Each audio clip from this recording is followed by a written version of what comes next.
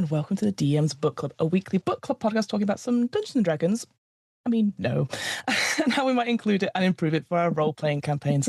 With me, back again, second time to the DM's Book Club studio, is the wonderful Pip. Hello, Pip. How are you doing? Hello, I'm very well, thank you, Fiona. Thank you for having me back. Couldn't keep you away, could I, really? No, you couldn't. You tried, you failed. It was a noble effort. It was a noble effort. Yes. But it was all in vain. Damn. I'll have to change the passcode to the studio. I'll keep showing up. Oh, I hope so. Have you been, like, any games you've been doing at all, like, since I last saw you? Gosh, yeah, probably. I mean, the one we're going to talk about today, but I suppose I'll save that. Mm-hmm. I'm currently off and on familiarizing myself with a game called Draconim for a paid GMing event gig thing coming up in a couple of months. Nice.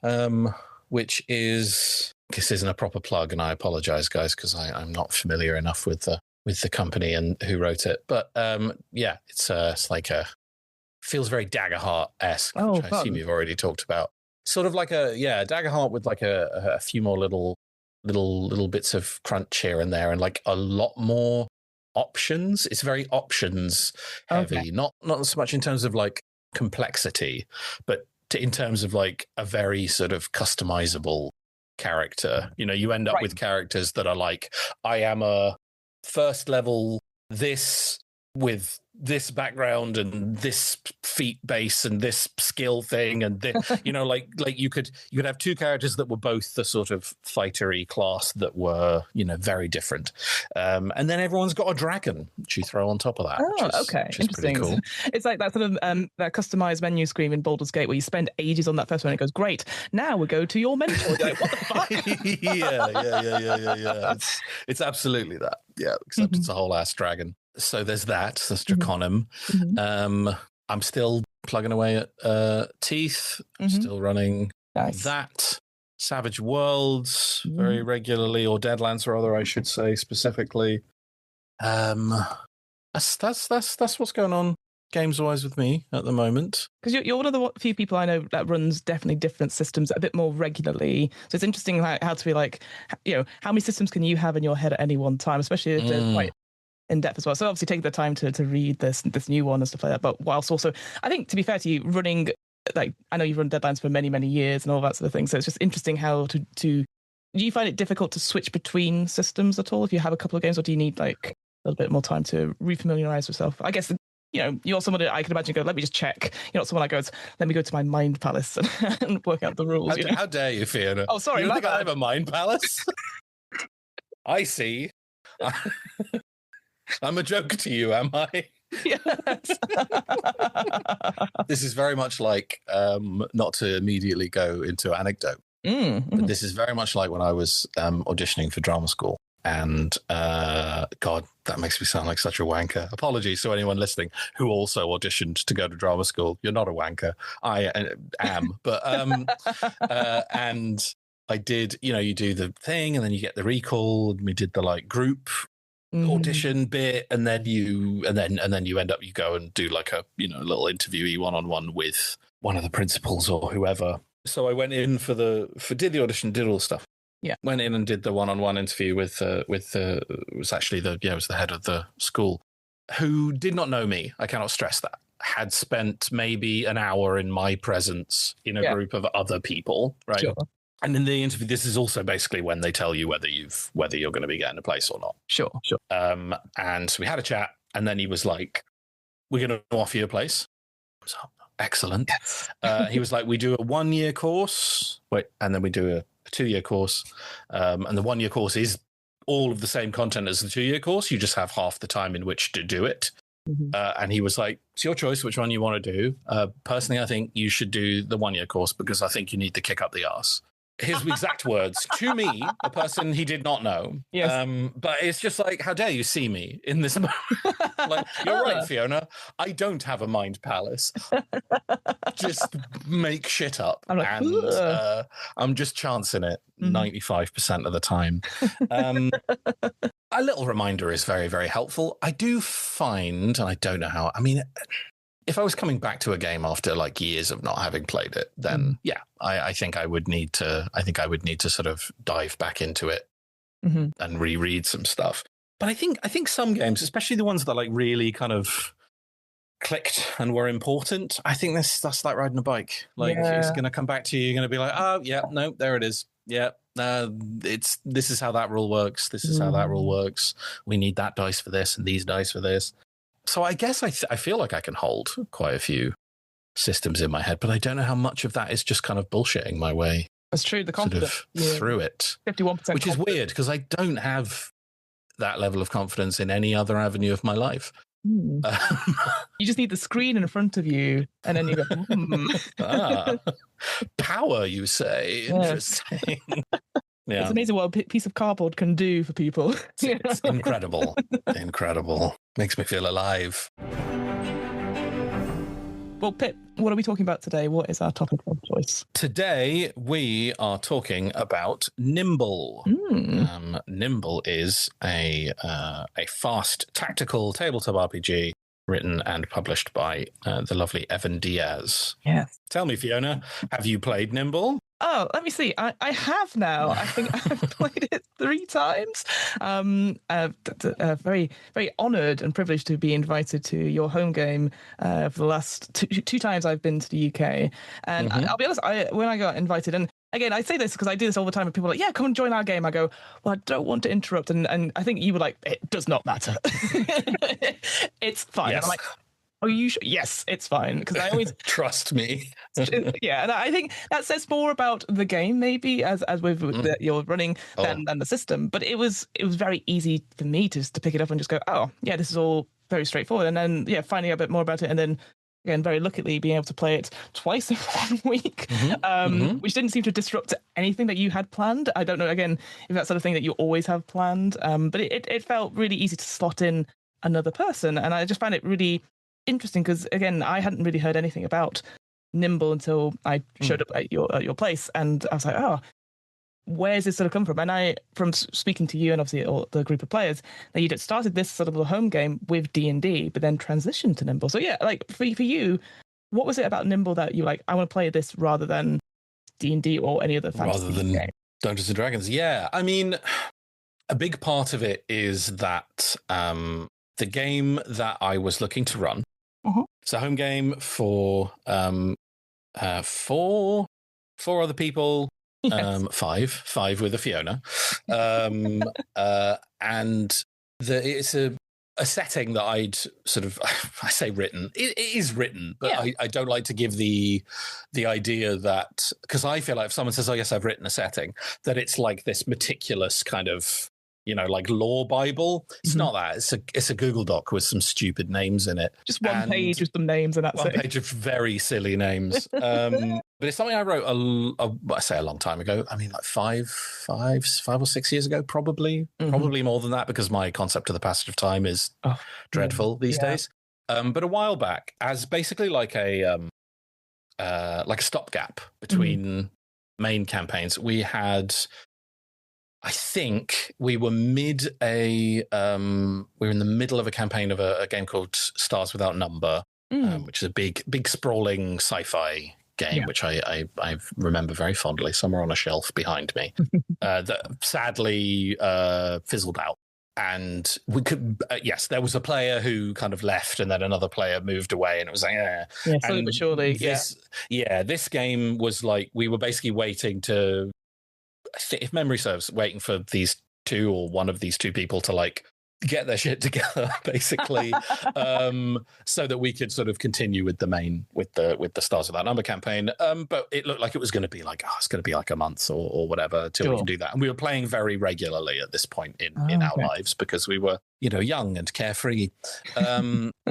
So I just kind of started tinkering with this idea for a setting, and it was kind of we were going to use D&D 5e, a fantasy setting, all the things that you want from all of your from a D&D style fantasy, except I had this idea of like, what if under miles under the ground of whatever generic D&D fantasy world we exist in, there's this colossal gigantic city-sized stalactite hanging from a subterranean cave, and loads of people live in it. And it's ruled by a lich that everyone kind of worships as a kind of god emperor. But it's kind of chill there in a weird way. Yeah. So it was sort of like a comedy version of like Rapture. Yes. A little bit from the BioShock series. Just the idea of like the surface world does not understand us. We will live beneath the ground where everything is permitted, As long as you give your allegiance to the Lich Lord, you can kind of do whatever you want. Like, come down here and do your terrible necromantic science, no problem. But with the understanding that once you enter, you basically aren't allowed to leave. Yeah, so it kind of started as that, but like with this kind of like, it's got a dark, edgy edge because we're under the ground and it's all subterranean and it's ruled by it, but it's actually ultimately very, very silly initially. Yes. And I ran that, and I think we got like 3 or 4 sessions into a kind of a sort of introductory story that I had planned, and then other things happened, and we moved on, and I think we moved on to the next campaign, and we just kind of left that one behind because I forget exactly why, but we just moved on to other things, and so that Google Doc just kind of sat in my laptop for years. And when I moved in with my partner a couple of years ago, she was keen, you moving in with the GM, you might as well get involved in a home. You might as well get some of the perks, right? And she was like, well, quite like to do a home game of some description. Like, what do you want to do? And I was like, oh yeah, well, grab whoever's available. Yeah. Who feels like committing to doing a regular game. And I had a look through my stuff and I was kind of like, I called it Tales from the Underspire. And I was like, I think maybe it's time to dust off. This is written already. Yeah. I have the sort of shape of the adventure. So yeah, why don't we do that? And we did. And we started with D&D 5e. And we had a monk and a sort of necromancery wizard, a barbarian, wild magic barbarian, and a broken artificer, but not in the sense of broken because they're really powerful, broken because they just sucked, just the worst. The player very intentionally was like, I'm effectively a wizard and my intelligence score is a minus. It was fun. Look, he has the best time playing this character, and you're like, absolutely. You know what? I'm not going to tell him how to optimize. I'm so proud of you. For all the players in that group as well, again, not naming any names, but it's just like, all of them are like, we will happily play with like minus, it's not like we will work, we'll figure it out, but they're willing to, it's more about character, right? It's more about role play than anything. This is it. No one in that group is there to power game, and is really there for the we're doing it's not that people aren't there to do like a grid-based combat, right? Because we like to do a grid-based combat. They're fun. Yeah. But it's not about the, I guess what I'm saying is no one there is like a wargamey power gamer or anything like that. There's anything wrong with being a min-maxy wargaming whatever. Yeah. Live your truth. Just not at my table. No. That's a t-shirt in the making, Pip. You have it on both sides. Live your truth, just not at my table. Yeah, at the back, good, actually. And so we played for a while. And you know what? There's one thing you can say about Dungeons and Dragons. It certainly functions as a tabletop RPG, right? It works, more or less. You roll the dice, you do the things, you play the game. It's like, I'll got a natural 20, hooray. Yeah. I'm rolling a perception check, etc., etc. It's fine. Yeah. But I am not. I'm not its biggest fan. Sure. But I think that just comes from having played a lot of it and run a lot of it, and just being like, I'm just not. There's more things out there. Well, here's the thing: there are more things out there, right? And I've had a periods of just being of the periods of that changing its meaning, if that makes sense, which I will now intend to try to elaborate on. There's more things out there. I think originally for me meant there's more than doing wizards and dwarves and elves and sorcery and whatever. I'm like, What if we were, in space? What if we were cowboys? What if we were this, that, and the other? And I realized that there are many and various supplements for D&D 5e that you can get that will turn your game into a space or cowboys or whatever. Mm-hmm. But it will continue to be D&D 5e, regardless of how much you kind of change in terms of rules for a gun and rules for a train and rules for a spaceship, right? Like it's going to continue to be that game. And I think after a while, there must be other things out there kind of changed to, it's like, because I want this flavor of game, because that's what it kind of started as. It's a big silly fantasy game where the characters have cool abilities, and there's always a chance of, rolling a nat one and falling on your face in a comedic fashion. Mm-hmm. When what I'm sort of trying to get out of the game is, I guess, a sort of simpler time. Mm-hmm. Like we're very focused as a group on, it's a very silly game. We're having a really nice time, like telling a comedic fantasy story, I guess, is basically what's happening here. And I found just a little, and it's not that the rules of D&D are getting in the way of that, because they don't. It's fine. It's more that they're not adding, there's too much. They're not adding anything. There's all this kind of, there's just a lot of fat on the bone, as it were. And I didn't need all of that fat on the bone. And so I found myself kind of thinking about alternatives and thinking about, look, I want to, this is for fun, and I want to keep running this game, and I want to keep running this story, and I want to keep running it with these people, but I want to be enjoying myself as well. Yeah. And I'm a little bit done on running D&D 5e. And maybe there's some fucking, part of me that's just like, I don't want to run D&D. D&D's not cool anymore because I'm that kind of asshole. But and we were just talking about this before you hit record. I can't remember where, but I spied Nimble. And initially, I think when I spotted it, and I think this is on the front of the box set that I now own, spoilers, this story ends well for Nimble. Yeah. It is not ostentatiously, but it is advertised as being 5e compatible. Yes. So I saw that and initially was like, okay, that sounds like every other, like I was just saying, it's a cowboys, but 5e, it's a spaceships, but 5e.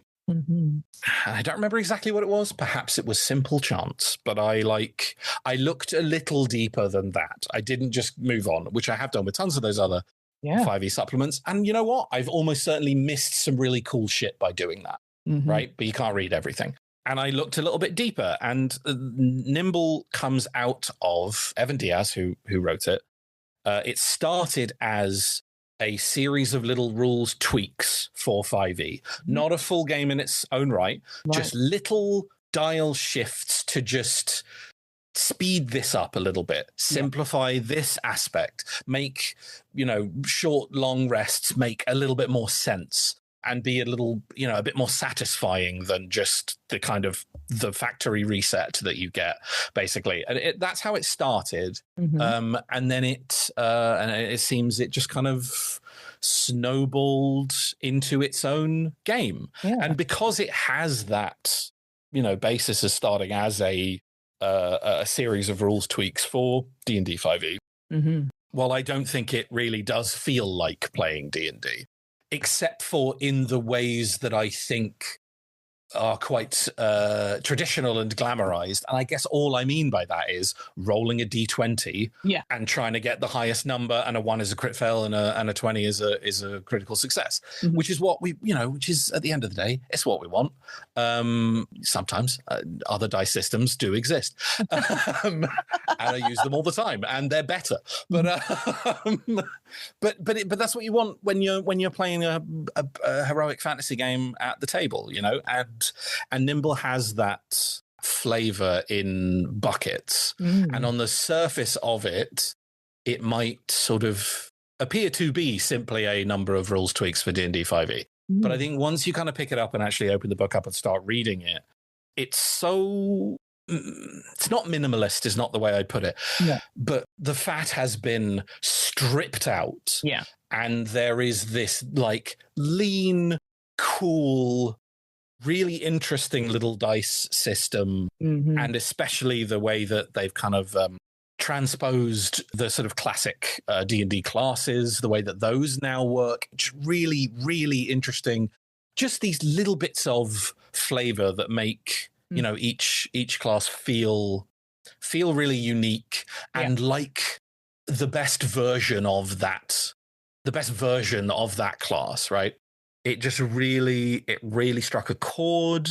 And I very quickly got like obsessed with it. I bought the box set and the PDFs, and I started drawing my plans to present it to my players and just be like, hey, what if our characters changed a little bit, but actually not that much? And as I'm sure we'll discuss going forward, what if this game just kind of ran a little bit better for our purposes and for the kind of story that we are playing? And also just like I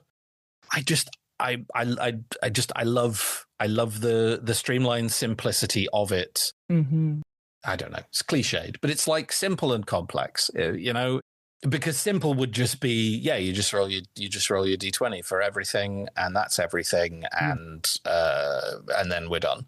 But there's just little things that have been tightened, removed entirely, or sort of shifted that really just really make it sing, I think. And that has, I know, sometimes you read an RPG and you're like, oh my God, this is amazing. I think this is going to be great. And then you get it to the table and you're like, nope. I was wrong. Yes. This doesn't work and nobody likes it. Yeah, because ultimately the main mechanic is the same of like the D20 stuff. But then something I've always struggled with, and I've said this to you before, it's always combat and running it and all that sort of thing. And then this game completely simplifies it down so that not only is it exciting for the players, and especially going back to the classes I did, it's like, right now there's only the set number of classes and the set number of subclasses and stuff like that. So that it keeps it again, trims all that fat, so you're not having to like choice paralysis, as it were. But then combat itself is so straightforward that, you just need to play it once or twice, and then as a player, if you're stepping into it for the first time, you actually feel like you've done something. You're not got, I don't know what choice, I'll do this one. You have an idea, if like with all of our creative friends, are like, well, I want this to happen. You're like, that can happen.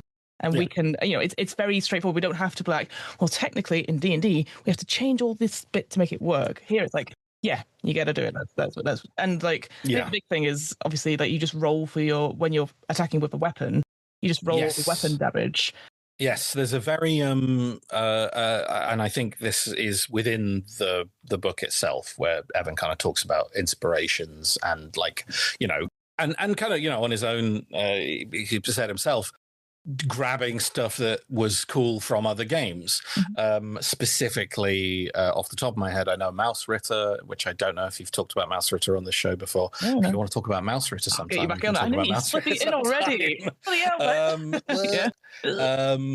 I guess it's more than one game now, but Electric Bastion Land, Into the Odd, and although I haven't fully read it, but to a lesser extent, Mythic Bastion Land, I think, because that one's quite different from the others, which is very much, when I first read that, I was like, what do you mean? What do you mean you don't roll to hit your enemy? You simply roll the damage your weapon does, and that's how much damage you do.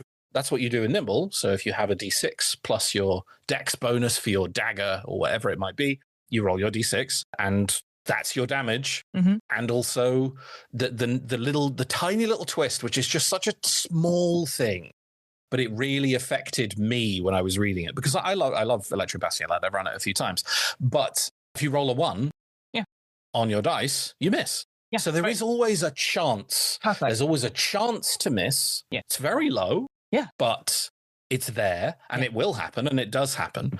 And then also on top of that, we got something from, there's lots of games that use it, but, I'm running Deadlands at the moment, and Savage Worlds uses it very much, which is exploding dice. So if you've rolled that D6 for your dagger damage and you roll a 6, you roll it again. If you roll another 6, you roll it again. you go on a crazy streak and you end up with 40, and that's during combat, right? That's your critting during combat. Is that that slow roll of just rolling the maximum number, which again, having played a lot of games that use that is great when somebody goes on a run. It's so very exciting. Yeah. But then you also are rolling for skill checks and saves. You're still rolling your D20. You're still hitting your nat 20 on stuff. So you still have that little dopamine hit and then a different kind of dopamine hit for the weapon damage. Yeah. The simplified, but also the combat itself is, again, like I was saying, it does have that kind of lean feeling to it, in the sense that when you're, with D&D, you've got, if you've ever been on D&D Beyond, or you try to try to write your own D&D character sheets, and maybe this is just me having dumb brain, but it often shakes out as, okay, so I have, 9 different options of things I could do on my turn. Yeah. 5 of which are a small paragraph or 2 paragraphs of how this works, when it, the range, all these kinds of things. Just and that's great if that's the game you want to be playing. But it was not the game that I wanted to be playing. And you still have a ton of options in Nimble, and those options will increase as you level up. You're going to get more abilities. You're going to get more spells if you're playing a class that gets spells. Yeah. But that spell list has been cut down to a nice, simple number of spells, but the spells are all very thematic and really interesting. Yeah. And they even interact with each other in interesting ways. There's, just to pull an example at random, there is I won't remember the exact names of the specific spells, but there's a fire cantrip that does a little bit of damage, I think, but it also sets a temporary condition on an enemy called smoldering, which doesn't do anything. No. Right? It doesn't, in and of itself, do anything, and it lasts until, the end of the enemy's next turn. Yeah. But if anyone does any more is it any more fire damage or a specific type of fire damage? Can't remember. If anyone does a specific type of fire damage to that smoldering enemy, they then take, that damage goes up. So you you can set yourself up, you can set other people up. There's all these little ways you can kind of, jump in and out, and the way that the action economy works, the way that initiative works. I mean, I don't necessarily, I know you don't necessarily want DM's Book Club to literally just be me sitting here and explaining the rules of Nimble. I know, it makes my job really easy, Pip. But I'm very tempted to do so. So yeah, as we said, so the weapon damage stuff, I love that instantly, because some games, I know, oh gosh, this is where my brain goes as well. Not Sword and Dagger, what's it called? The Matt Colville game, the MCDM, whatever it is. Yes. Draw Steel. Yeah, well, my meld there. Because that one, to me, again, I've not read it fully properly, but it said that you never miss. You're so heroic, all that sort of thing. And I was like, I do like the idea of missing. It's always when it's that sort of D20 and you're like, oh, their AC is this. It's like, that feels like it's that extra flab to it, because you've got to get through that, and then you might roll poorly in terms of damage and all things going on. But I just love the idea that you just hit, and then there's a chance where you just miss with that one. It's like, great, that's a really simple rule that even people who are beginners to TTRPGs and just combat in general, yeah, I can get that in my head.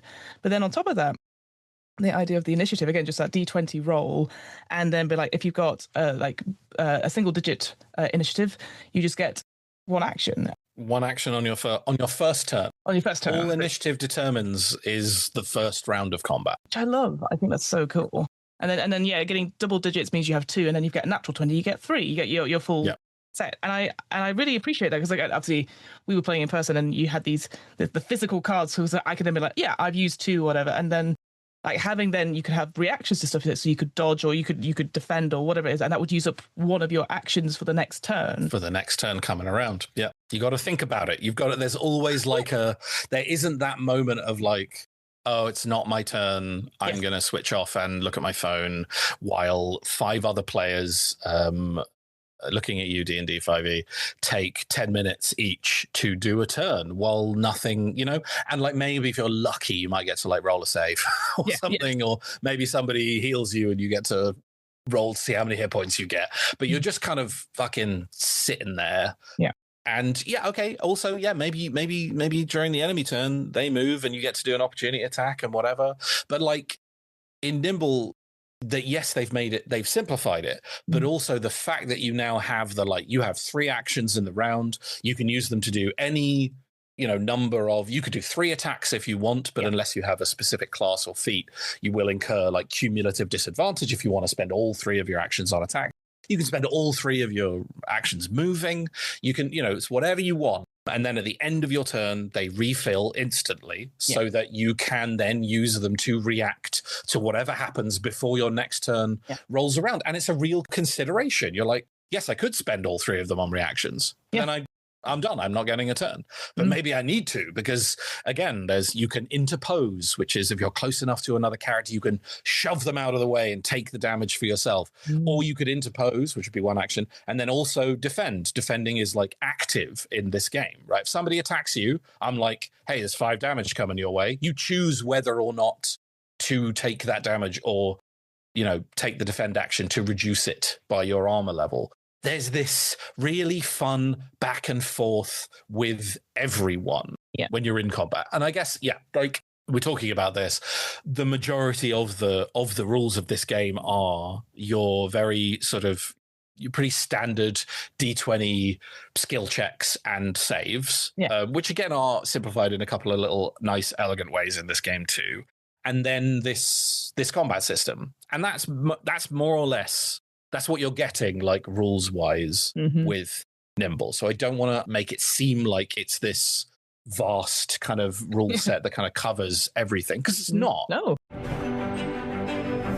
Yeah, because like the main rule book is only roughly 56 pages, and because the core set is 3 books of like 1 core rule book, 1 for the players for character creation, and then 1 for the GM, just with some extra stuff. And like even then, it feels like to me, and obviously I assume you've read a little bit more. It's like some inspiration stuff, like here's some locations that you can use, some tables, but also like here's how to run a good game. And ways you can do it, like have a cold open or a flashback, and like how do you create good story, which is great. I love that sort of thing for GMs, just to encourage them. But yeah, if the core book is literally 60 pages or less, I'm like, perfect. And also with the layout as well, I think is really good, is that all you need is roughly a 2-page spread.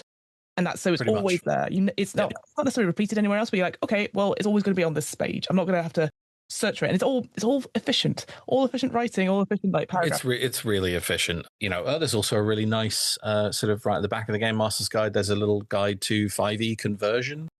So if there are like monsters or like conditions, various other things, like how to move them from 5e into Nimble, basically, and then like a good few, and they're nice. They're like 2 pages each.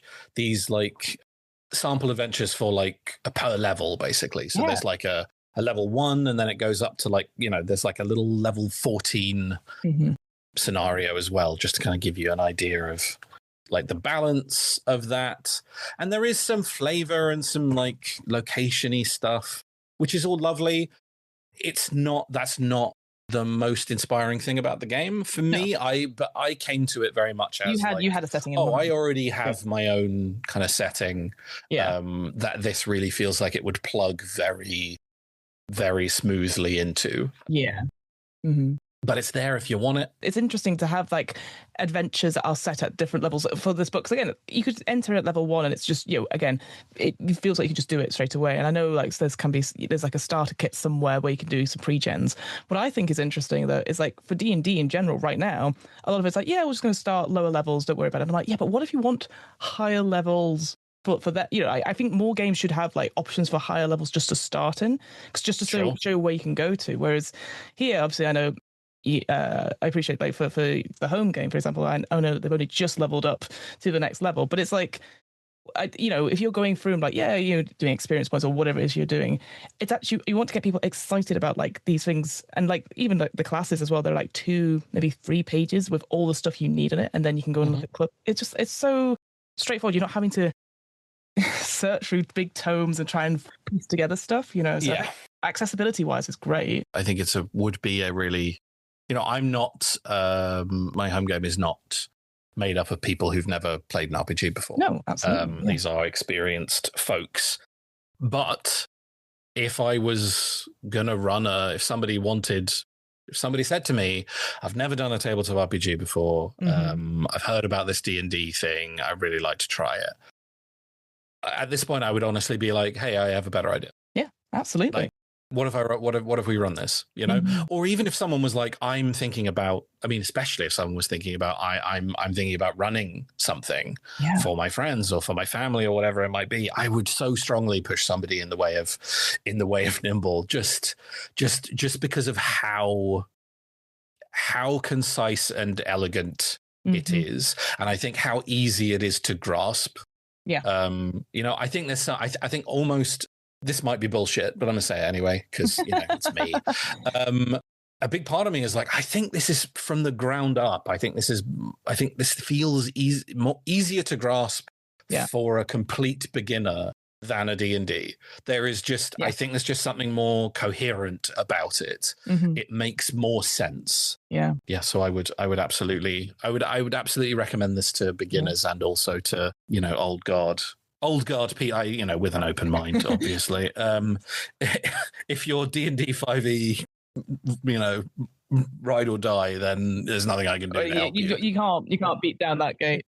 I think it's interesting because, for not only players, you know, people getting into it, but also for, like you said, for GMs as well, because I want to obviously mention that the home game that I attended in the last two sessions was that we had a big fight, which we'd done some fighting before without a grid. We did a little combat in the first time you tiniest bit joined, but it was also a theatre of the mind one as well. Yes, whereas this time we had a battle map. Yeah, we had a battle map, which was very exciting because I again something I don't do fairly regularly because I don't really game in person, and I tend usually because I'm running games online, I'm like, I'm just going to do theatre of the mind stuff. Oh, 100%. Yeah, but I felt it was interesting because obviously we had a big bad, we could do stuff, so we're already engaged, as you said, because of the action economy and all that sort of thing.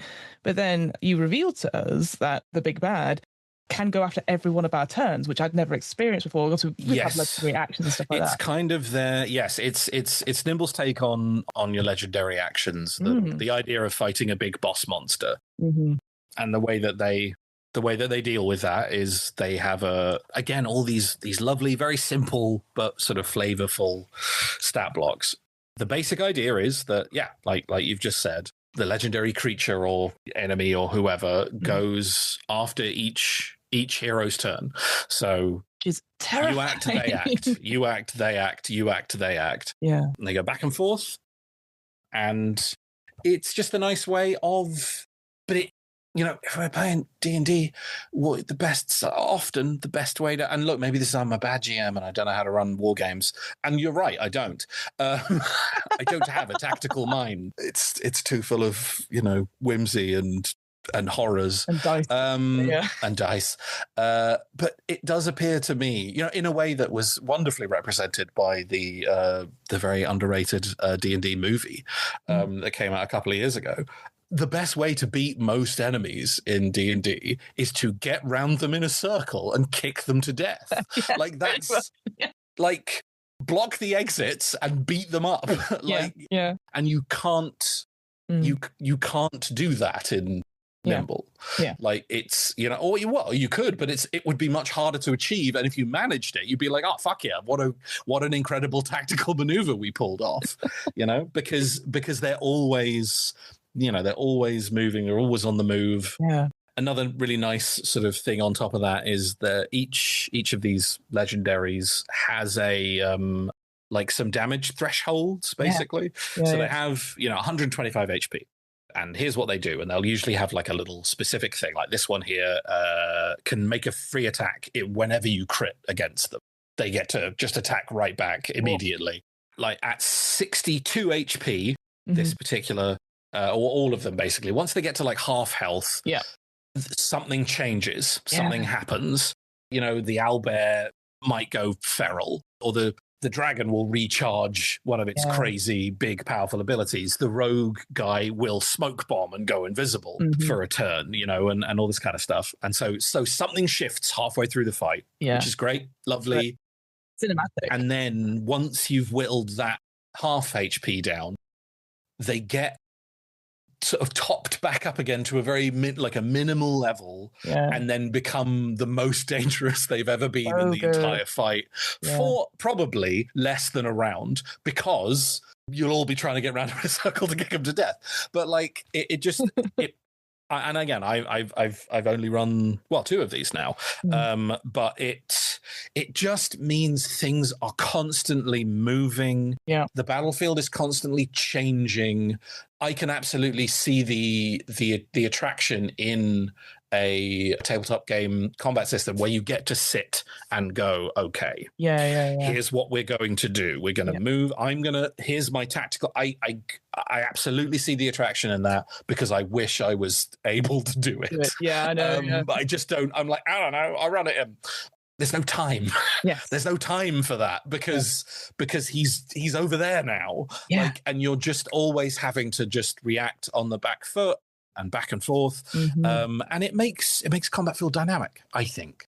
It makes it feel like the action is always progressing, and there isn't this feel of like, all right, well, it's going to be 20 minutes before that guy gets to do anything again. Yeah. You know, like it just means things are always moving, always kind of shifting and changing. Yeah, it was really interesting for me because obviously, again, I was like, okay, this person that we are attacking, they're going to have a turn after every one of our turns, and then they get their own turn on top of that. And then when we were like, okay, because all the players usually go first and then all the enemies then go.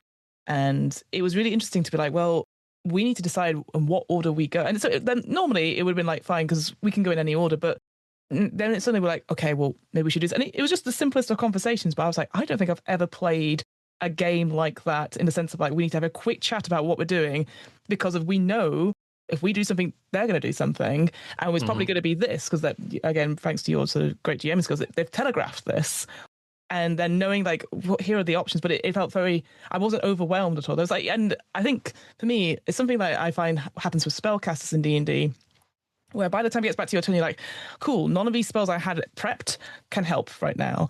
Whereas fighters are like, well, I can probably hit it in some way. Whereas here is like, every time something happened, everyone had to shift and go, right, how can I at least help? Or be like, you know what, I'm going to help my friend by doing this. And on the opposite side of that, then you have the sort of the minions, or the sort of the lower down grunts, which get destroyed in one hit as well, which I thought, again, fantastic. For you, the GM, not having to like track anyone's health. It's like, yeah, you hit them, they're gone. But it just takes away an action from someone else. Yep. So you have to deal with it. And they're not, and they're sort of not that dangerous on their own. But if you're not dealing with them, then they're probably going to start mounting up and surrounding you and trying to get around you in a circle and kick you to death. Yeah. And it's like, it feels like a little... It feels like a little puzzle, and that you're kind of, that keeps changing, and that you're sort of dynamically solving on the fly by being cool. Yeah. And I like that. That's kind of awesome. It felt like every time there was a turn in that fight, because we were like, what are we gonna do? And then someone would do something really cool. It wasn't just like, I roll, I hit, move on. Like, maybe there's some bits where like they need to chat about like what they're doing, but it's like, every time it was like, what could this be? And no matter what the result was, it was really exciting. Yeah. It's just been a while since I've seen that in combat. Because again, and it just felt really interesting and very high stakes for something that, as you said, is just a silly comedy horror very game silly. In a way. It's so silly. But then, to the point where we were like, we can't let this person get away. They're running away, and it's like, let them go.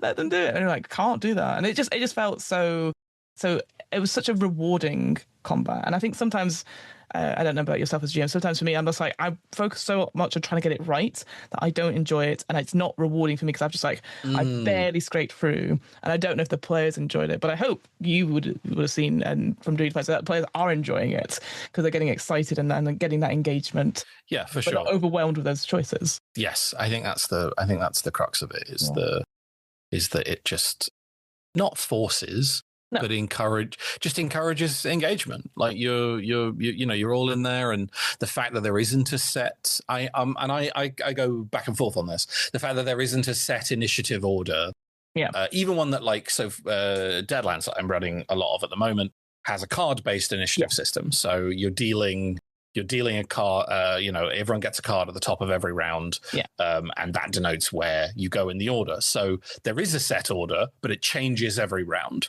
which is great fun. Like adds that level of like. Like the big bad just went at the end of the last round and did some crazy thing, and then he's going first at the top of the next round. This is a disaster. We haven't had a chance to even react yet. Like and that kind of stuff can happen. And there's ways to like hold your turn and bargain, and there's feats you can take that mean maybe you get 2 cards and you can take the higher one or whatever it is. And I really like that. And I've got no problem with a fixed initiative system. I think, it makes a lot of sense to have an ordered thing and to stick it in place at the top of the combat and go, right, this is how we will go. Yeah. But it's not very exciting. Yeah. It's not very exciting, and I don't think it makes for good story. And if we're doing a combat, because it's good for the story. Yeah. I'm sorry I've said that. And I apologize. Speak your truth, Pip, but not at my table. Right, not at my table. Not on my podcast. Not my Dungeons and Dragons. An initiative system with some uncertainty to it, I think is really cool, really interesting. And while Nimbles doesn't necessarily have uncertainty in it, but it is open. Because you're choosing what order to go in as a party, and because there are these little tactical choices to be making, and like, I have a spell that can give you an extra action, or I've got an ability where I can throw you, or whatever, like, because there's all these little things, there's all these choices to be made. And it is that moment that you were talking about earlier, which was a really lovely moment at the table when, I forget the exact scenario, but it was kind of like, I think you were about to go, and then somebody else at the table was like, no, well, wait. If you go first, then he's immediately going to drop you. So let me go, and then I can, give you the buff and do the what. And it was just, and while that doesn't make sense in terms of 5 people in the middle of a fight communicating, it feeds into that feeling of like this being a little puzzle that we're solving together, this being a little sort of, we're moving our little pieces around the board. And and maybe I've just been playing D&D wrong, but like it felt more like that than any game of 5e I've ever played. And, I had some great games of 5e. I think I've run some good games of 5e, but like I've never had that feeling of like, there's always that the cliche of just like, you players spend 2 hours planning something, and then somebody rolls a 2 and just immediately the entire plan just goes out the window. And Nimble has that because of the way that the initiative works, and just because of the way that the combat works in general. It feels like it has that like on the fly, we're working together as a team to, achieve our goals kind of thing in a tangible way, rather than just, I go over here and I use my spell that makes the guy go to sleep. Yes. It's like, I give you the action so that you can move over there and then use your thing that sets this guy up so that the next person can, set him on fire or whatever it is, and there's all these little, you're getting little blocks kind of sliding into place. Is this very much like organic teamwork and not forced? Like, because again, like the set initiative that D&D has, it's like, well, so-and-so's always going to go first because, I don't know, they're a rogue or something like that. So maybe they can set me, and I do like it because I think, because obviously both of you and I love Blaze in the Dark, and it's like, no planning, stop planning, you're cool people. And some people really struggle with that because they're like, well, I need to have some sort of a plan. Here we have like with Nimble is like wait, we'll have this quick chat that's as a player, but we're not. And also obviously, as you said, we're all very experienced role players and play those games. We're not going to spend too long. Cool. We're just the fucking coolest. We're so cool. But you're right, Fiona. We are awesome. It's so like it's immediate. It's a yes anding, right? It's all that sort of thing. Oh, thank you. Yeah, I'll do that. And I'm not going to say no to help, but it's just that people being like, I've got an idea quickly, and it just. Yeah, so you still have that element of a little bit of planning, but it's not going to take over like the 2 hours and then it doesn't work. Because like you said, in combat, you're going to probably hit, but the one chance that you might not. And even then, if you've got like lots of dice for your damage, is this thing about like having the left-sided most die as the primary die, and that chooses whether you succeed or fail. That's really great as well. I like that a lot, because then you're just there, you're looking at that left-sided dice going like, come on, please don't fuck me over this, especially if you roll really high on all the other dice. You said something before, which I didn't clock, because I don't know if it came up necessarily for my character, or if it's come up for people. This idea of cumulative like advantage and disadvantage, so you could like take multiple dice away. So has that come up across a lot in your game? It came up a lot so I'm also in the process of running a game of Nimble for Realms of Peril and Glory, a podcast I am proud to be a part of. You might be aware of it, Fiona. I think I've heard of that. I've been on it once or twice. I'm in the process of running it for that, which is a little different. Playing, I mean, as things always are, theater of the minding with a game that does have like an element of my spell hits people within, reach 6, which is sort of abstracted to be 6 squares on a battle map. Yeah. But there's also in the book there is literally a little page that's just like, hey, if you're playing theater of the mind, here's what a reach range would be. It's like 6 is like, close. This is long range, whatever. And like, when you're playing theater of the mind, it's abstracted anyway. And there's been no issue there. It's just a slight adjustment. But yes, this kind of cumulative advantage. You just stacking the dice up, basically. So it has that feel of, something like Orbital Blues, when you are, you're usually rolling 2 or 3 d6, and then when you get, it's called something different in Orbital Blues. I'm playing a campaign of Orbital Blues at the moment, but it's something like take the high road or take some it's something like that. Lower hand or something. Yeah, I know. I think it is. It's the upper hand, and I have the upper hand and something else. Yeah. So when you have advantage, whatever they call it, in that you are, you throw an extra dice in the pool and just count whichever the highest ones are, and vice versa. If you have disadvantage, you throw an extra dice in the pool, and then you just keep the lowest, and that's how it works in Nimble. However, because you could potentially in a round be gaining advantage and disadvantage from multiple sources, all of your friends, I guess, could like jump in and help, etc., etc. You can end up with multiple instances of advantage, and as far as I know, and apologies if I've got this rule wrong, that extends to your skill checks, etc. I did have a moment during the recorded game I ran recently where one of my players was making like a dex save to avoid some crazy environmental effect and he was rolling like 3-4 d20s. Fucking great. I love that idea though. That's awesome. And it's just fun. It's fun. Rolling a big handful of the dice you usually roll on its own, or maybe with 2 of them. It's just it's fun. I'm just thinking about all the dice I have in the other room. I'm like, what if I just rolled all of them? I mean, it's a bug. That's really what this is all about, isn't it, Fiona? It is. It's rolling all the dice. Just trying to roll all the dice. I guess something that you've run it quite a lot now. Is there anything in Nimble, which I know this might be a really hard question, but is there anything that you don't like about it, or anything you would like you've improved yourself? If there is anything, I feel like you're very good at just going like everything's fine and just checking on the fly. But I'm very positive. Yeah. Weirdly. Man, I mean, the thing is, Fiona, is you get me on to talk about games that I really love. And I'm like, it's not a perfect game. It's maybe a little anemic. I mean, it certainly is from my perspective in terms of like providing somebody who might pick it up with what feels like an interesting and unique setting, I would say. I don't, I've not been, zero shade. I like I said, my writing is a Google Doc full of silly names, but it doesn't do that. No. I would not point somebody towards this game and be like, you're going to get really excited about the rich world that is presented to you here. I agree with that. Yeah. I think it lacks in that department. But I think, again, that's like only really an issue if that's what you're if that's what you're going to it for. Yeah, and I think like D&D as well. A lot of times, you know, they're pumping out adventures left, right, and center, and like that's all good. But a lot of times when I speak to people about D&D, they're always like, "Well, I've got my own world.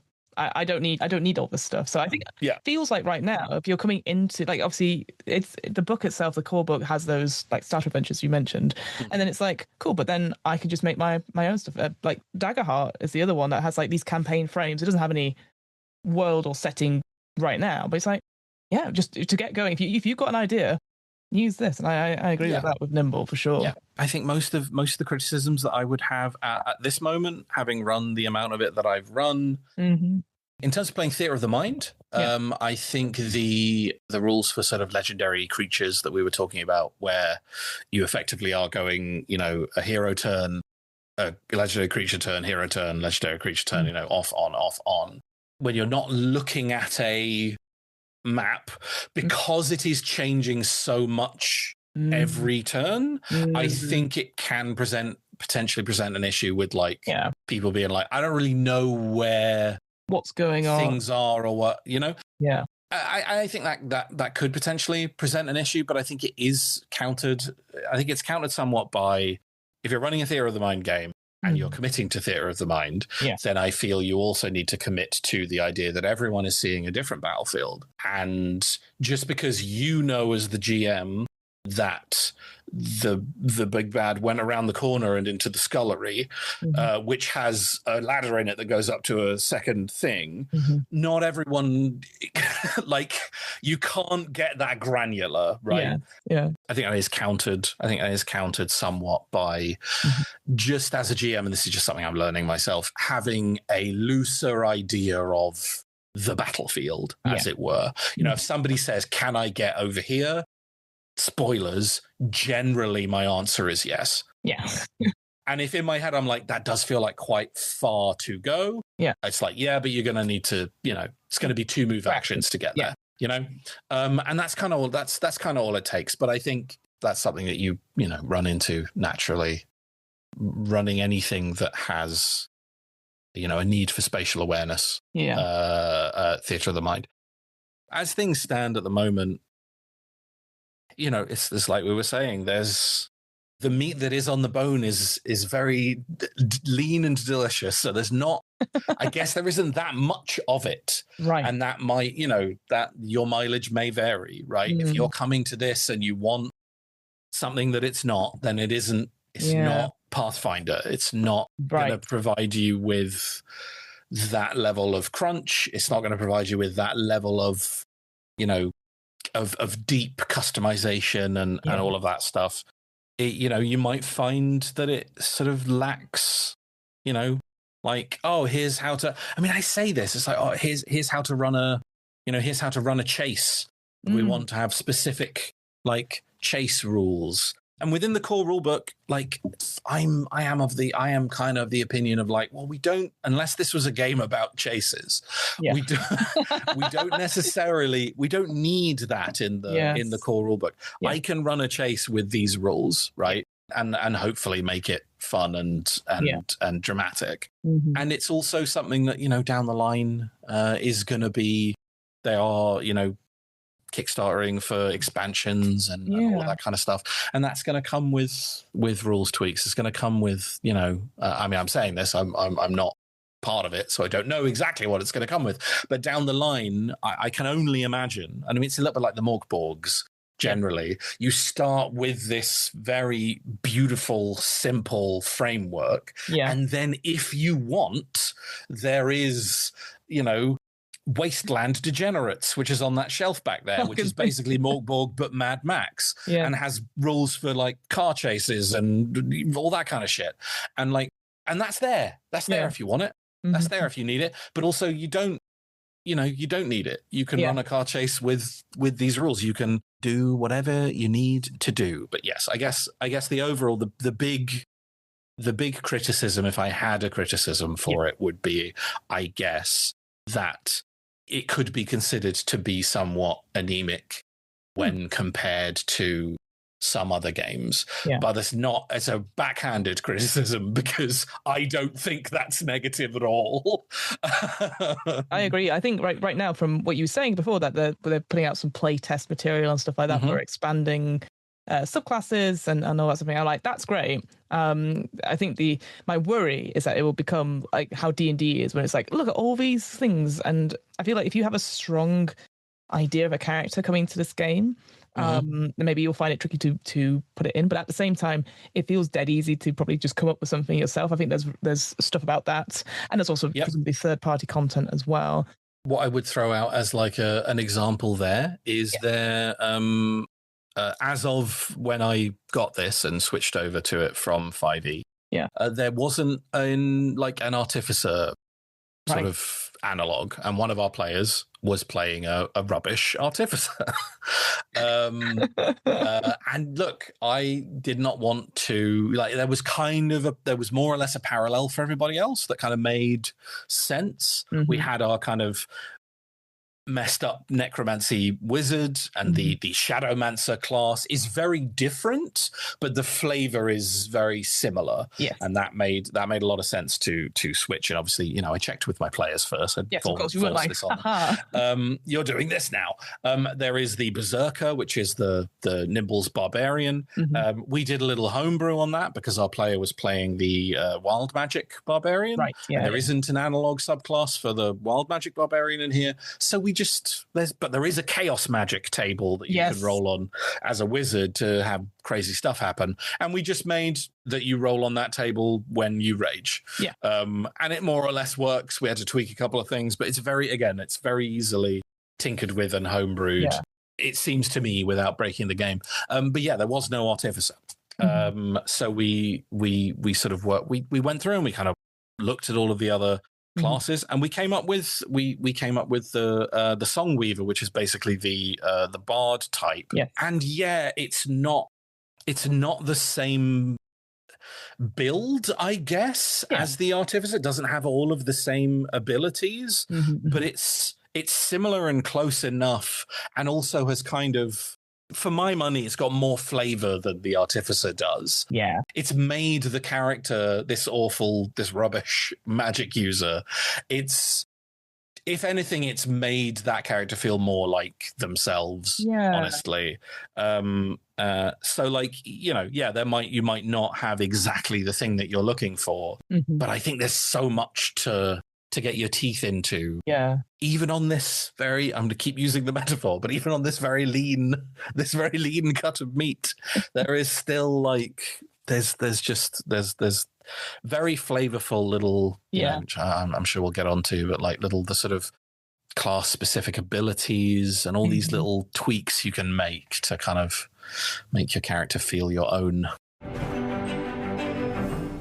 I know you've sort of looked through them all, but is there a particular class that you particularly enjoy at all? I don't know, it's like picking your favorite child, but is there difficult, many, various, all maybe or even a favorite subclass. Like, I know I guess they've not got to subclasses yet, but I don't know if in your other Nimble game there. My players haven't. No, but we're talking about them all the time, and I think most of the people in my group have they know which subclass they're going to go for at this point.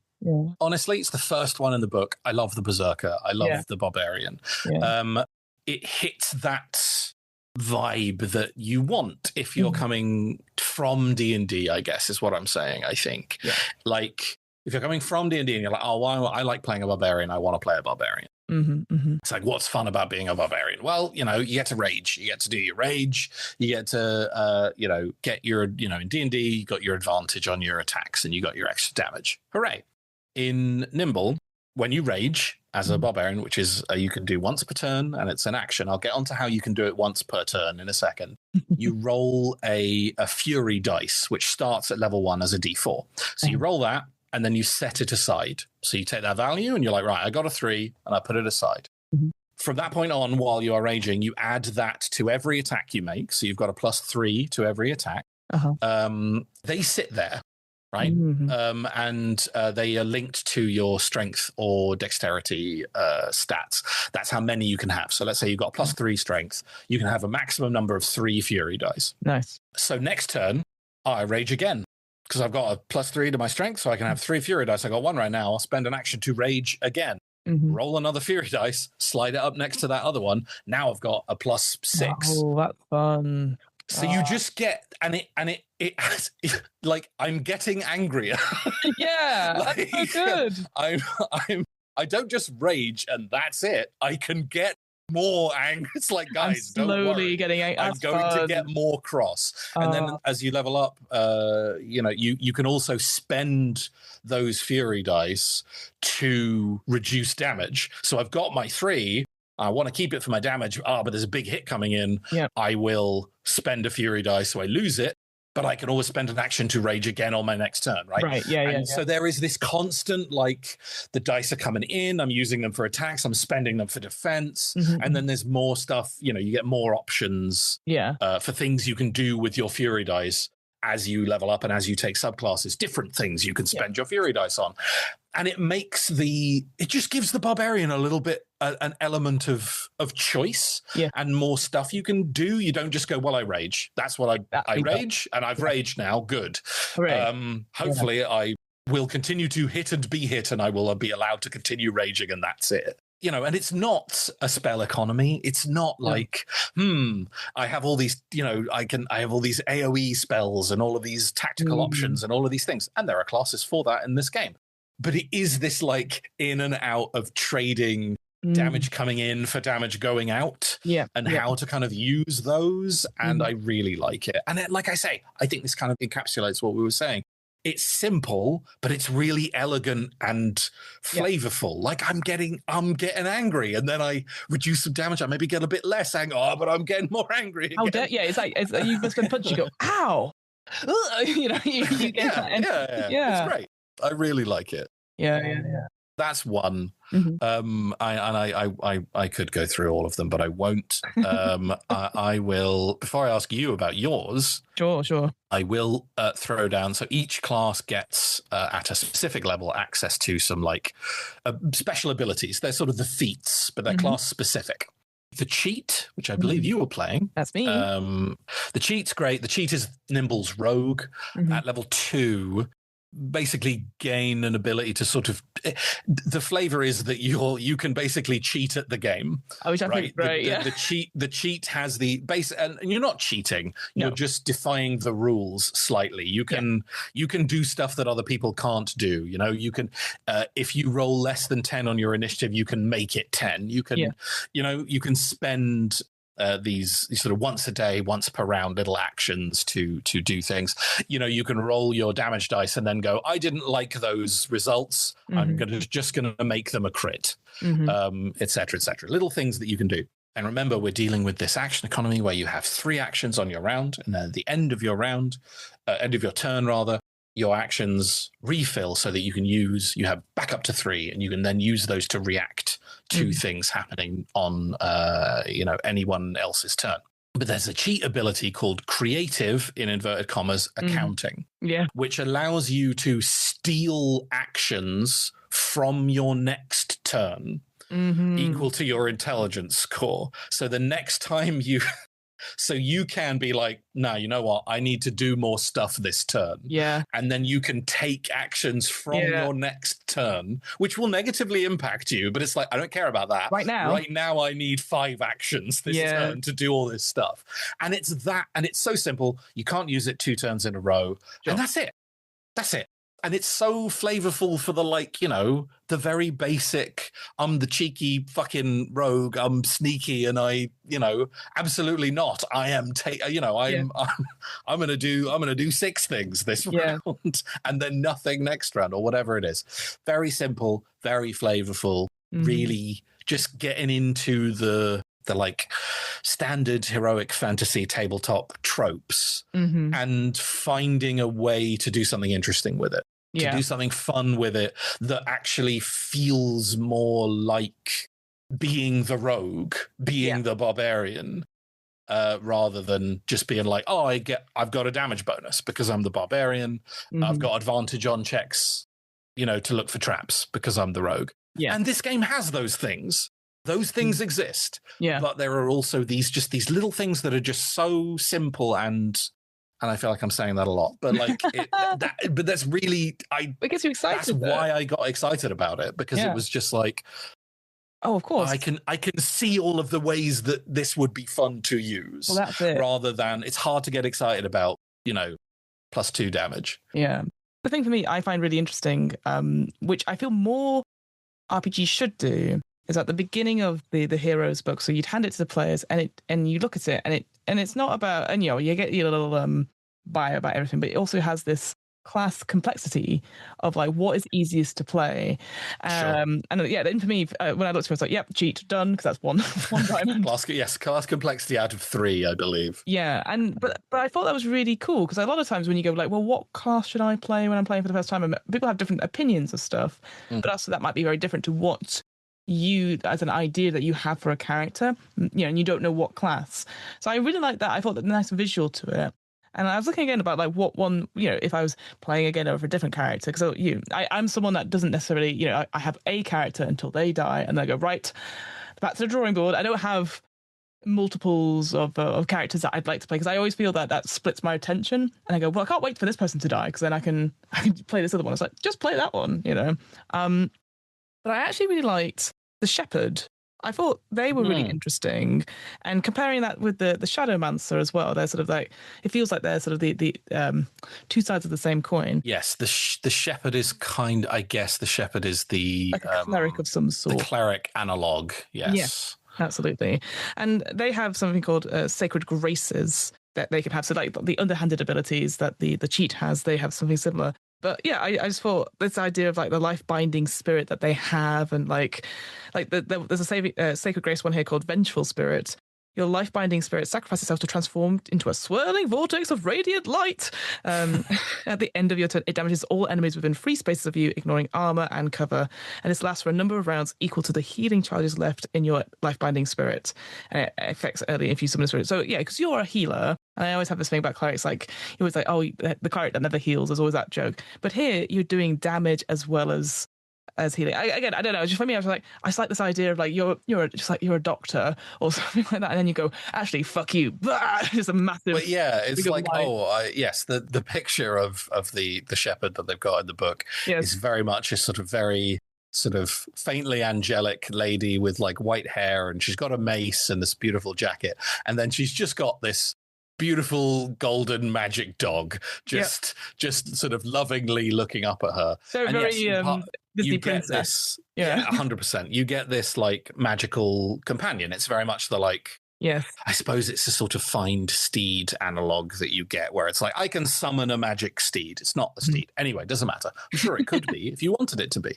So you have the life binding spirit, as you were saying. It's a companion. It's immune to all harm, and it can heal people, so you can send it out to be your little sort of healing, or it can attack. It can do like a little bit of damage. But yes, like you're saying, this vengeful spirit one, if you want to pick that, is like, what if it was also a bomb? Yes.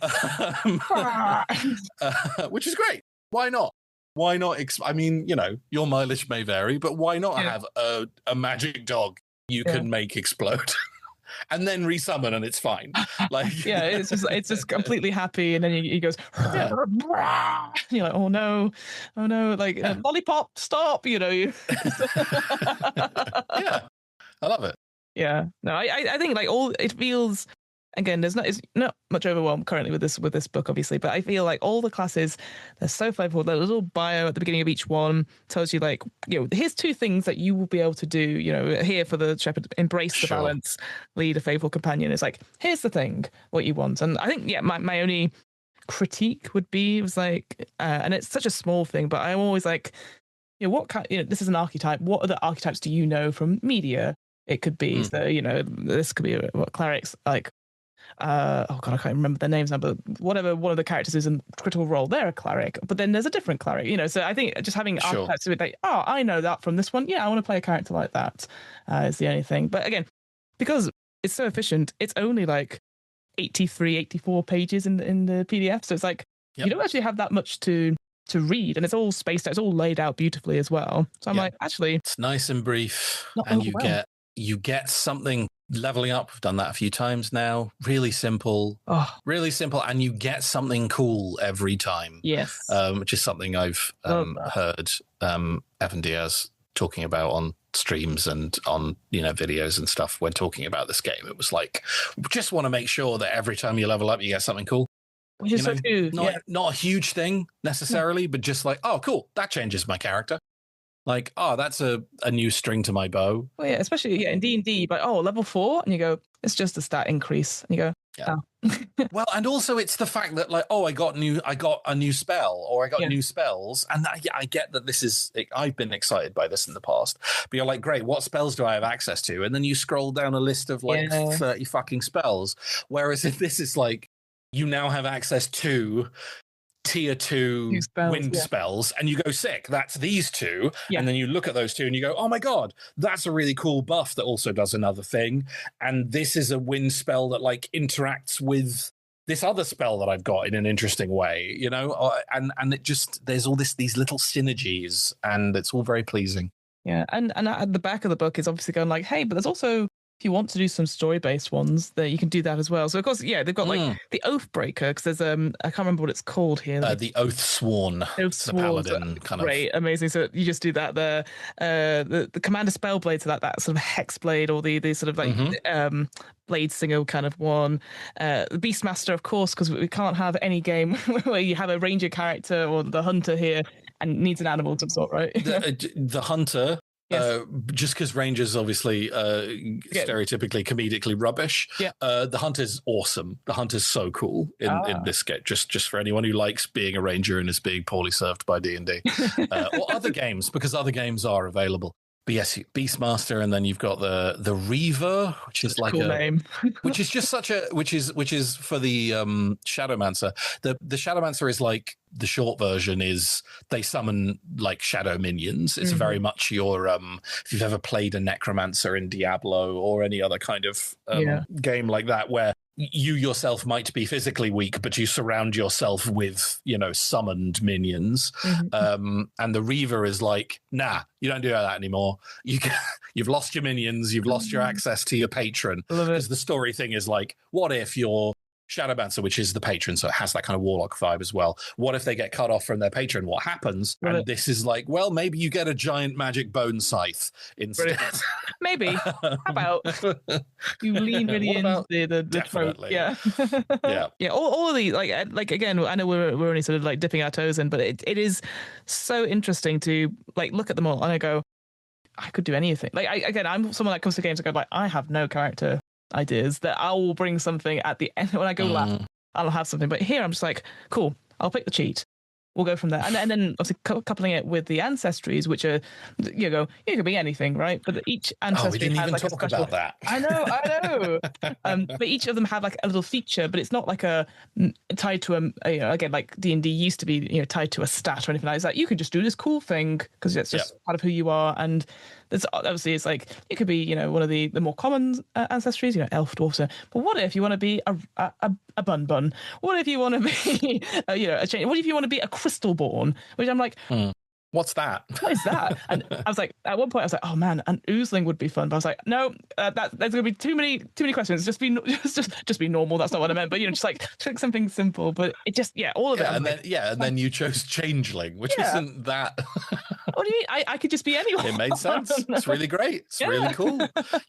You get 2 extra skill points that you get to move around once per day into different stats as you take on the appearance of another creature, which is great. A tiny thing, very simple, but makes you feel like you're a person who changes, right? Like it's so simple. It's so simple. Goblin, for example, I'm going to pick another one just because it's fun to do examples. Goblin, if you pick a goblin, also all of these is just swap them around, pick whichever one you want. It doesn't matter. It's not married to any of these things. Whatever. I've done it for every game I've run, whether it was wise to do so or not. Goblins have a feature called skedaddle, which means they can move 2 spaces or a short distance for free after they become the target of an attack or a negative effect. So just whenever you're in danger, you can be like, and just get a little further away. You just get free movement whenever somebody's trying to hurt you. That's really nice. You're small and you want to get away, and I can just imagine it cinematically, and you just it all builds into the story. Yeah, I really like that. Really nice. Such a fan. Pip, we've come to the end of our chat. I know we could talk clearly hours about how great it is. But I guess before we go, is there a top tip you would give to somebody who obviously has heard us talk, and gone like, well, all right, I'm converted now. Is there something you'd suggest to them for about running Nimble or introducing it to other people? Any one tip from you from running it quite a bit recently? It's hard to not. I mean, I know this was a looser question the last time I was guesting, but it's very hard to not just say get in the barrel again. Get in the barrel was very good. Just get in the barrel, guys. Just get in the barrel. There is just something very palatable about this game. Like you've heard us kind of geeking out about it, and I really think if this is a game that you're excited about and you want to, try and pitch it to your friends or whoever, I think I think do what we've just done rather than and also don't do what we've just done rather than getting extremely excited about how much better than D&D this is. Sure. Sorry about how different this is from D&D. Good. I just don't want the cops to come back. I know.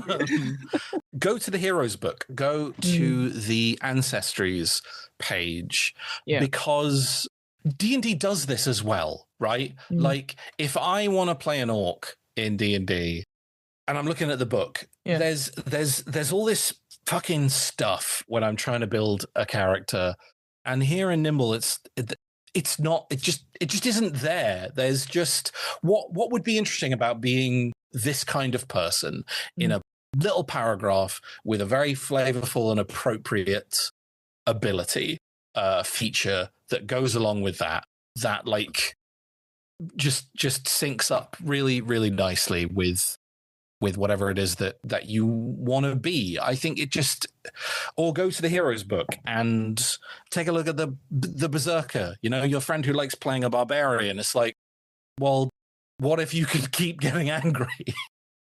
Like someone who might want to be a rogue, be like, you can cheat at the game. Like that is kind of the baseline for your like abilities as the rogue in this game is the ability to cheat.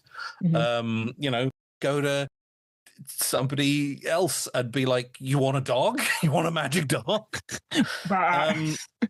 It's interesting that I find it so interesting when, like we've been saying, there isn't like a world hook to kind of grab your players on, I think.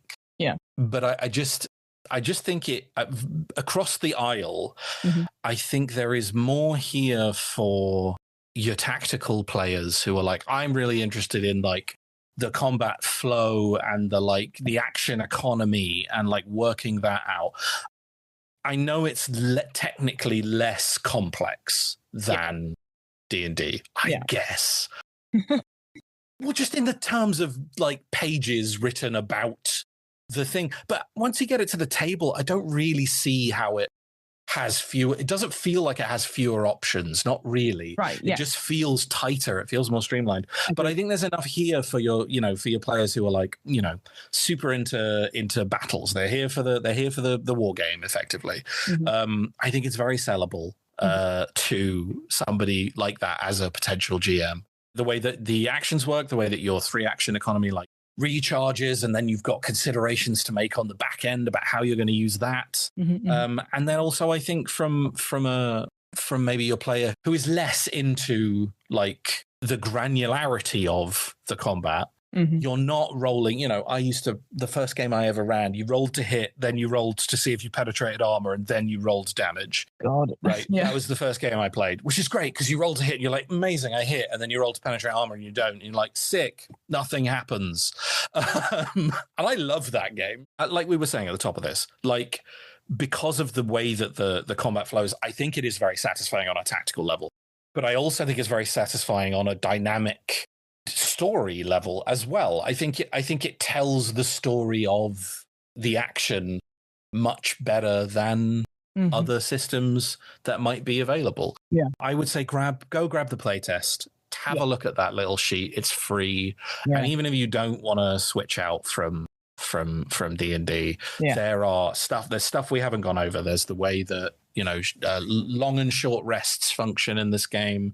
There's a really an absolutely lovely thing that's I believe it's cribbed from Mouse Ritter, which on how like wands and like magical items work, where like you might have a staff of a wand of lightning bolts that's got X number of lightning bolt charges in it, and then once it's expended, you need to get it struck by lightning to recharge it.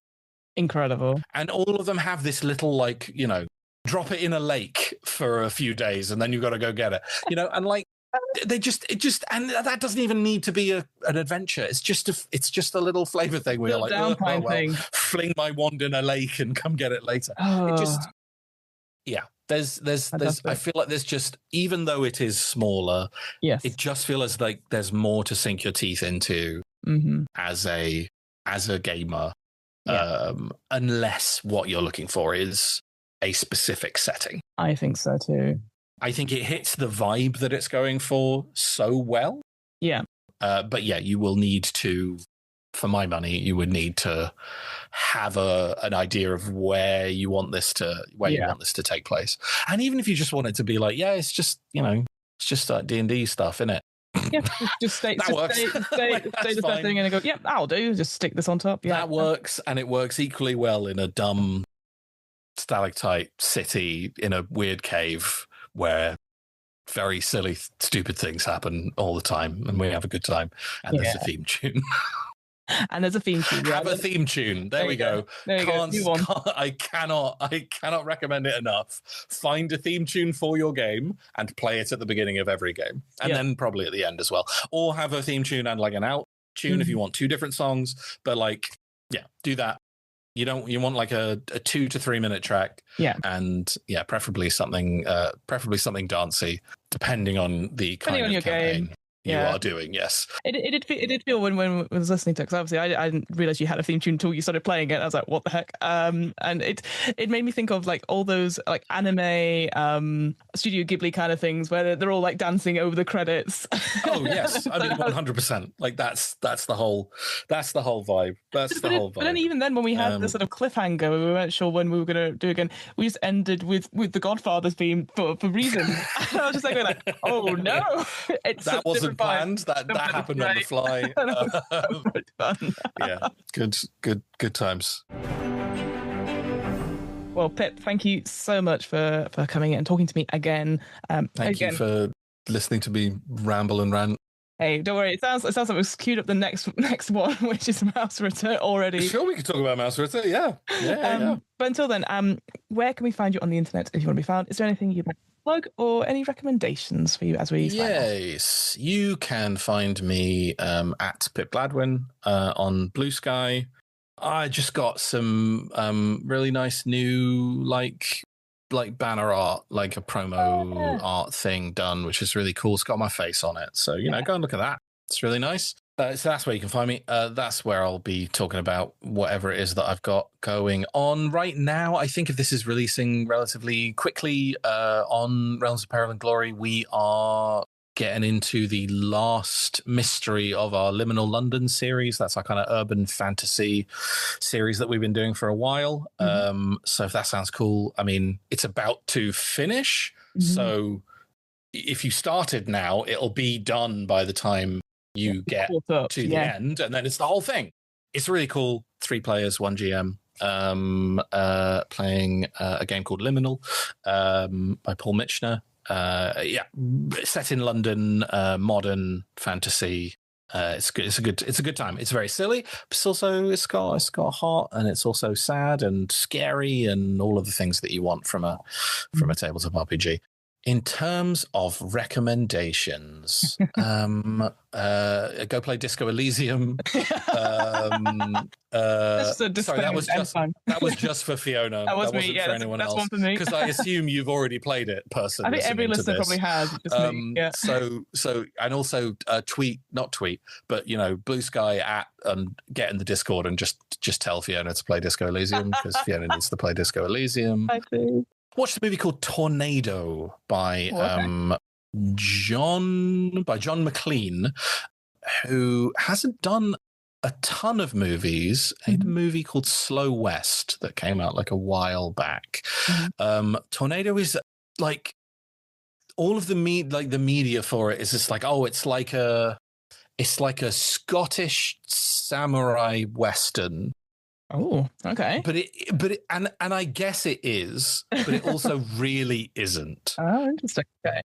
It's set in Scotland in the 1790s, and a young lady who's called Tornado for unexplained reasons is basically like on the run from some unpleasant people. Main pleasant person played by Tim Roth.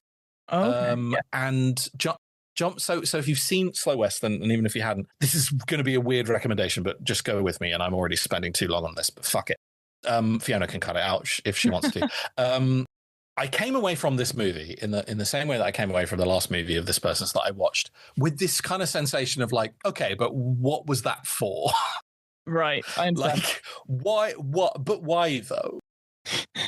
But not in an unsatisfied way. It's a way of telling stories that make because what I've just said, a kind of Scottish, like 1790s samurai western. I'm like, oh, you're like, okay, well, that sounds like it would at the very least be like interesting. And I'm like, it is, but it's also extremely dull. But like not in a dull way. Dull's the wrong word. Mundane. He manages to create these like this mundanity that is so compelling and not dreamlike is the wrong word, but it just a story told in a strange, mundane way that kind of boils this that could have been just like it's your standard revenge flick, right? Sure. Right. Like she is on the run, some bad stuff happens to her, and now she will hunt down the people who wronged her and kill them with her sword. And you're like, sure, to an extent that happens, but you'll be surprised when it happens. Okay. And then you'll be surprised how it happens. And then it kind of, I don't know. I don't want to say too much about it. It's your mind, again, I've said this like 5 times in this. Your mileage may vary. Yeah. But I'm consistently fascinated by the films of his that I've seen. Yeah. It's one of those movies where like stuff happens in it that you were not expecting, right? But not in like a, oh my God, what a twist kind of way. Just things happen like how in life stuff happens sometimes. Yeah. Rather than how in a story, if you were like, well, this is how you tell a story, you wouldn't have this stuff happen because it would muddle the story up. Sure. But then it just happens. And you're like, yeah, I guess that would, I guess that is a thing that could happen. And it just did. Oh, shit. Oh, okay. And sometimes that is very funny, and sometimes that is very sad, and sometimes that is very poignant. And sometimes it's just, I really, really enjoyed it. I'll take that recommendation. I'm not really a Western person, weirdly, but I instantly, all the stuff you're saying, I'm like, this is actually really... Yeah, I'm curious to see what it doesn't. That's how it's described, and it doesn't feel like any of those things. Yeah, it feels like a movie by this dude. Right, I see. He's got a specific sort of Yeah, it's got flavors of like a western. It's got flavors of a samurai flick, but very much in this weird, just this fascinatingly mundane kind of style. Yeah. That I just find eminently watchable, even while I'm just like, but why? But what? Yeah, but genuinely, when I say interesting choice, I'm like, that was a bad choice. Yeah. But I'm genuinely like, wow, okay, okay.